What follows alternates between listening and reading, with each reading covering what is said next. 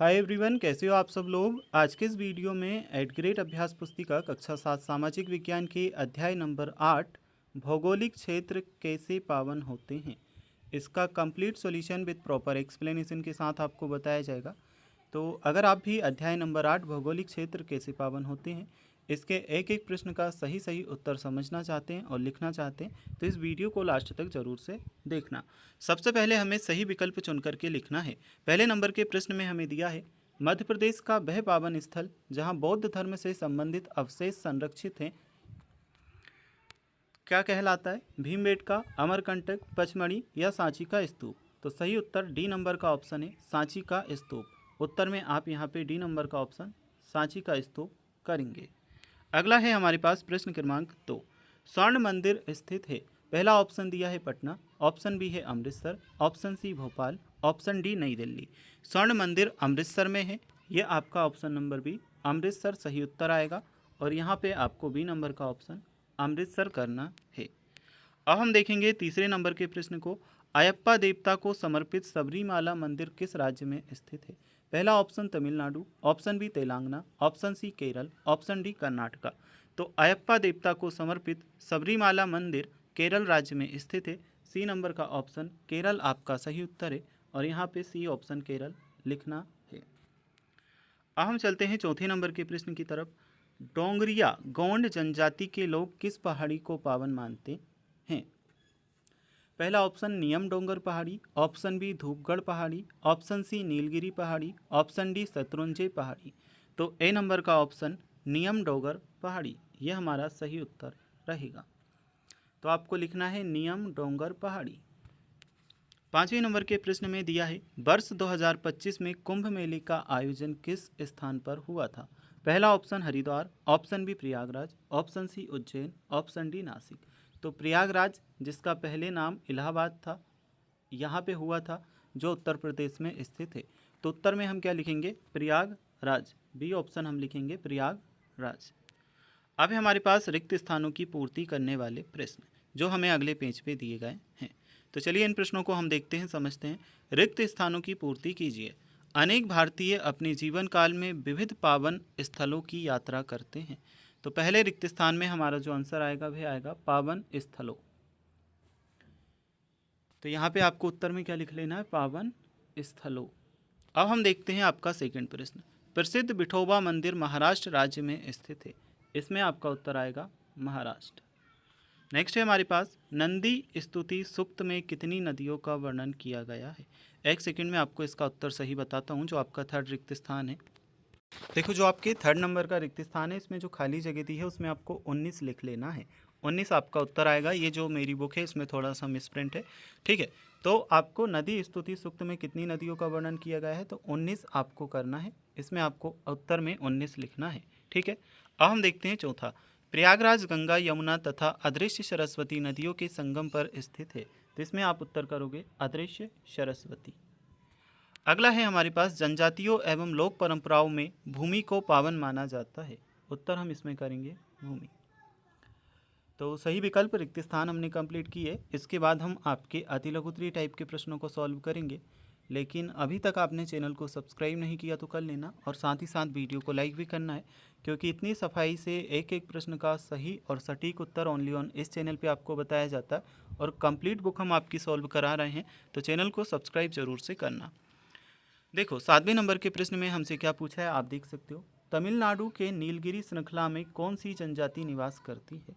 7वें number के प्रश्न के उत्तर में हम करेंगे नीलगिरी श्रृंखला में टोडा नामक जनजाति निवास करती है। यह आपके 7वें नंबर के प्रश्न का उत्तर। तमिलनाडु की नीलगिरी श्रृंखला में कौन सी जनजाति निवास करती है। उत्तर होगा नीलगिरी श्रृंखला में टोडा नामक जनजाति निवास करती है। अब हमारे पास 8वें नंबर का प्रश्न। पावन अवशेष से क्या आशय है। तो इस प्रश्न के उत्तर में हम लिखेंगे, यहाँ से आप देखो ये 8वें नंबर के प्रश्न का आपका उत्तर है। किसी संत या आध्यात्मिक व्यक्ति के शरीर से अंश या उनसे जुड़ी वस्तु को सम्मान के साथ सुरक्षित रखना पावन अवशेष कहलाता है। पावन अवशेष से क्या आशय है तो किसी संत या आध्यात्मिक व्यक्ति के शरीर के अंश या उससे जुड़ी वस्तु के समान के साथ उसे को सम्मान के साथ सुरक्षित रखना पावन अवशेष कहलाता है। अब हम आपके 9वें नंबर के प्रश्न का उत्तर देखेंगे। पीपल वृक्ष के औषधीय उपयोग लिखिए। पीपल वृक्ष के औषधीय उपयोग हमें बताना है। तो 9वें नंबर के प्रश्न के में उत्तर हम क्या करेंगे, यहाँ से देखो। पीपल की पत्तियों का उपयोग त्वचा रोगों में और छाल का उपयोग उदर यानी कि पेट के रोगों के इलाज में होता है। तो यहाँ से आपको पूरा आंसर करना है। देखो मैं आपको बता दूं, पीपल की पत्तियों का उपयोग त्वचा के बाद आपका क्या आएगा, रोगों में और छाल का उपयोग उदर को कहते हैं हम पेट, उदर यानी कि पेट के रोगों के इलाज में होता है। ठीक है, तो ये आप उत्तर यहाँ से कंप्लीट करोगे। इधर से आप देख लेना, और जो आपका इधर वाला हिस्सा है आप इधर से देख सकते हो। अब 9वें नंबर के प्रश्न के बाद हम आपके 10वें नंबर के प्रश्न को सॉल्व करेंगे। पावन निकुंज का अर्थ लिखिए। पावन निकुंज का अर्थ हमें बताना है 10वें नंबर के प्रश्न में। तो इस प्रश्न में हम क्या लिखेंगे, ग्रामीण एवं जनजातीय समुदायों द्वारा संरक्षित वे विशिष्ट वन। क्या है, ग्रामीण एवं जनजातीय समुदायों द्वारा संरक्षित वे विशिष्ट वन जिन्हें देवताओं का निवास स्थान मानकर पूजा जाता है, उसे हम पावन निकुंज कहते हैं। अब है हमारे पास 11वें नंबर का प्रश्न, न्यूजीलैंड के मूल निवासी कौन है। तो न्यूजीलैंड के मूल निवासी माओरी हैं। यह आप उत्तर करोगे, माओरी हैं। न्यूजीलैंड के मूल निवासी माओरी हैं। देखो ये जो बुक है डायरेक्ट, इसमें प्रश्न क्रमांक 11 के बाद प्रश्न क्रमांक 13 हमारा दिया है, तो कंफ्यूज मत होना आप लोग। आपकी बुक में भी आप देख सकते हो यही प्रश्न हमें दिए हैं। तो हम 13वें नंबर के प्रश्न का उत्तर को देखते हैं और सॉल्व करते हैं। तो आपकी बुक में भी सेम ही प्रश्न दिया है, इसलिए कंफ्यूज मत होना, क्योंकि हो सकता है आपकी जो बुक बनाने वाले हैं उन्होंने डायरेक्टली 11 के बाद 13वां नंबर डाल दिया है गलती से। बाकी कंफ्यूज मत हो, प्रश्न आपका यही है। आप अपनी बुक भी ओपन रखो ताकि आपको क्लियरली समझ आता रहे। पावनता से क्या आशय है। 13वें नंबर का प्रश्न हमसे पूछा है, पावनता से क्या आशय है। उत्तर हमने यहाँ पे किया है, देखो क्या लिखा है ये आप देख सकते हो। पावनता का अर्थ उन सभी धार्मिक एवं आध्यात्मिक भावों से, पावनता का अर्थ उन सभी धार्मिक एवं आध्यात्मिक भावों से है जो दिव्य हों तथा, ये तथा लिखा है थोड़ा सा यहाँ पे गलती से, मैं आपको सही लिख बता दूँ, ता और था, तथा आदर व श्रद्धा के योग्य हों। तो ये आपका उत्तर होगा, पावनता का अर्थ उन सभी धार्मिक एवं आध्यात्मिक भावों से हैं जो दिव्य हों तथा आदर व श्रद्धा के योग्य हों। तो ये आपके 13वें नंबर के प्रश्न का उत्तर। ठीक है, अब हम चलते हैं आपके 14वें नंबर के प्रश्न की तरफ। पावन स्थल किसे माना जाता है। इस प्रश्न के उत्तर में हम क्या करेंगे, ये आप यहाँ से देखिए। पावन स्थल किसे माना जाता है, वह स्थान जिसका संबंध किसी दिव्य स्मृति, आध्यात्मिक व्यक्ति या आकृति से हो, उसे पावन स्थल माना जाता है। वह स्थान जिसका संबंध किसी दिव्य व्यक्ति, स्मृति, आध्यात्मिक व्यक्ति या आकृति से हो, उसे पावन स्थल माना जाता है। अब हमारे पास 15वें नंबर का प्रश्न है, बौद्ध धर्म के संदर्भ में किन स्थलों को पावन स्थल माना गया है। 15वें नंबर के प्रश्न में हमारा क्या उत्तर रहेगा, बौद्ध धर्म में उन स्थलों को पावन माना गया है जहाँ महात्मा बुद्ध गए थे, जैसे बोध गया। यहाँ जहाँ देखो शुरू से हम देखते हैं, बौद्ध धर्म में उन स्थलों को पावन माना गया है जहाँ महात्मा बुद्ध गए थे, जैसे बोध गया, या जहाँ उनके अवशेष रखे हैं, जैसे सांची का स्तूप। तो ये हमारे 15वें नंबर के प्रश्न का उत्तर है। आप यहाँ से इसको कंप्लीट करोगे। अब हमारे पास 16वें नंबर का प्रश्न, बौद्ध यात्राओं का महत्व लिखिए। इस प्रश्न के उत्तर में हम क्या लिखेंगे, तीर्थ यात्राएं व्यक्तिगत व आध्यात्मिक विकास करती हैं। इनसे लोगों के बीच विचारों का आदान प्रदान होता है, जिससे सांस्कृतिक एकीकरण व व्यापार को बढ़ावा मिलता है। ये 16वें नंबर का आपका रहेगा, तीर्थ यात्राएं व्यक्तिगत व आध्यात्मिक विकास करती हैं। इनसे लोगों के बीच विचारों का आदान प्रदान होता है, जिससे सांस्कृतिक एकीकरण व व्यापार को बढ़ावा मिलता है। अब हम आपके 17वें नंबर के प्रश्न को सॉल्व करेंगे। तीर्थकर का शाब्दिक अर्थ लिखिए। 17 नंबर के प्रश्न में उत्तर होगा तीर्थकर का अर्थ तीर्थ का निर्माण करने वाला है, जो लोगों को साधारण जीवन से ऊपर उठाकर उच्च आध्यात्मिक जीवन का मार्गदर्शन करता है। 17 नंबर के प्रश्न के बाद हम देखते हैं जो आपका अगला प्रश्न हमें दिया है दीर्घ उत्तरीय प्रश्न क्रमांक 18वां।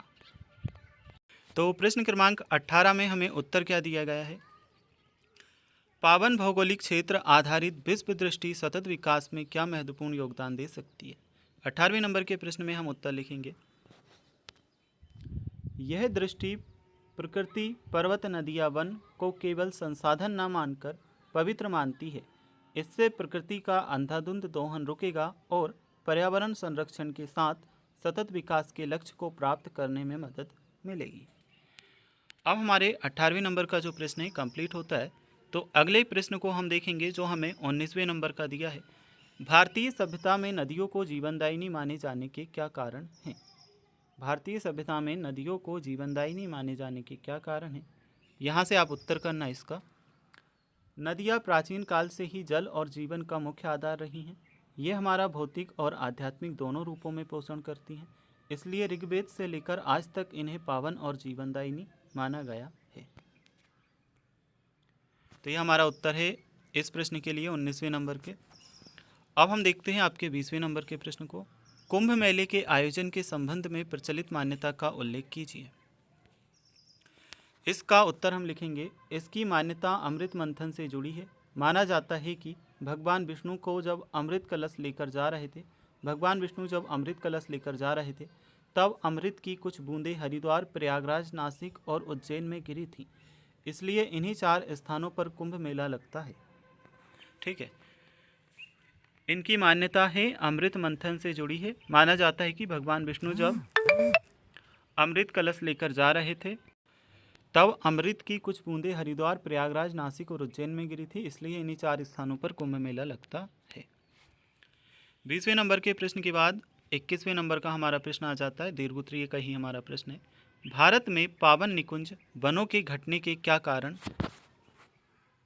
हैं।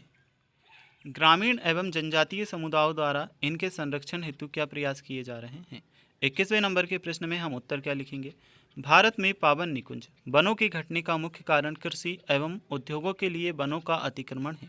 ग्रामीण एवं जनजातीय समुदाय आज भी इन्हें देवताओं का निवास मानते हैं और इन वनों की पवित्रता बनाए रखने के लिए पेड़ों की कटाई, शिकार और अन्य हानिकारक गतिविधियों को रोकते हैं। अब हमारे पास 22वें नंबर का प्रश्न आ जाता है। इस प्रश्न को हम देखेंगे, इसमें आपसे क्या कहा है, तीर्थ यात्रियों एवं व्यापारियों के मेल मिलाप एक दूसरे के लिए किस प्रकार सहायक थे। तीर्थ यात्रियों एवं व्यापारियों के मेल मिलाप एक दूसरे के लिए किस प्रकार सहायक थे, ये उत्तर हम लिखेंगे। तो यहाँ से आप देखना, ठीक है। तीर्थ यात्रियों को यात्रा के दौरान दैनिक आवश्यक वस्तुएं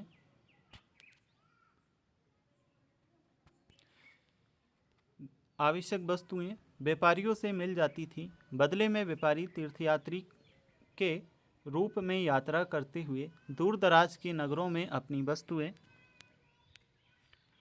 बेचकर आर्थिक लाभ कमाते थे।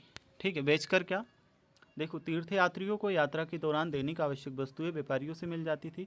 बदले में व्यापारी तीर्थयात्री के रूप में यात्रा करते हुए दूर दराज के नगरों में अपनी वस्तुएं बेचकर आर्थिक लाभ कमाते थे। इस प्रकार तीर्थयात्रियों को यात्रा में सुविधा मिलती थी तथा व्यापारियों को अपनी वस्तुओं के विक्रय से लाभ होता था। यानी दोनों के लिए यह मेल मिलाप लाभकारी सिद्ध होता था। तो ये चैप्टर आपका कंप्लीट हो चुका है। सभी जो प्रश्न आपको दिए थे हम कंप्लीट कर चुके हैं। अगर आपको इसके बाद वाले चैप्टर के आंसर देखना है तो जो स्क्रीन पे आपको वीडियो दिखाई दे रही है उस पर क्लिक करके आप देख सकते हैं।